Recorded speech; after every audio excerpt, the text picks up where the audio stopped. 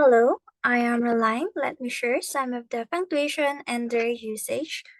To begin with, let's start with the punctuation ellipsis. So, ellipsis is a punctuation that is a three dot period. It is used when leaving off a word, phrase, line, paragraph, or more from a phrase that is being quoted. Ellipsis is also used to eliminate or conserve a space by omitting a less important information. However, there's also a rule that when using ellipsis, you shouldn't omit words in order to change the original meaning or the intent of the original author. So, for example, it must be obvious, ellipsis, that there is a contradiction and wanting to be perfectly secure in a universe whose every nature is momentariness and fluidity. It is by Alan Watts. So, we use ellipsis here to omit some less information and continue the quote by the most important. So, the next punctuation is the apostrophe. So this punctuation is used to signify letter omission or contraction, produce possessive nouns, and indicate the plural of letters, numbers, and symbols.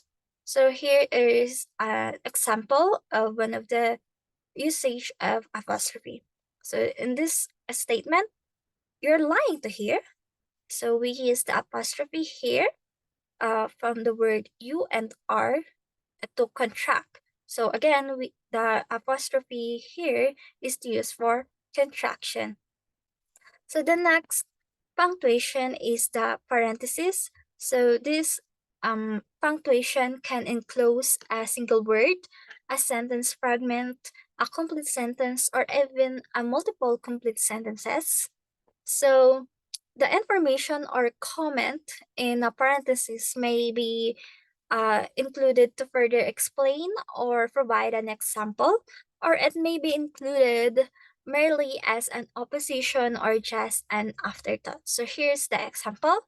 Alan will come to our house after open parenthesis around 2 o'clock, close parenthesis again. Alan will come to our house after class around 2 o'clock. So we use the parenthesis here to give more context and a further explanation and our example for the context. Okay, so the next punctuation is the dash. So this punctuation mark is used to separate words or phrases that come following independent clauses or parenthetical remarks. So the dash is also used in poetry. So here's the example. Here's the sample from the poetry. So the line of poetry, till dash the evening she keeps weeping. So we use the dash here to separate the words or the phrase from the poetry line. And the last punctuation is the hyphen. This punctuation is primarily used to join words together, which allows readers that a sentence, two or more elements are connected.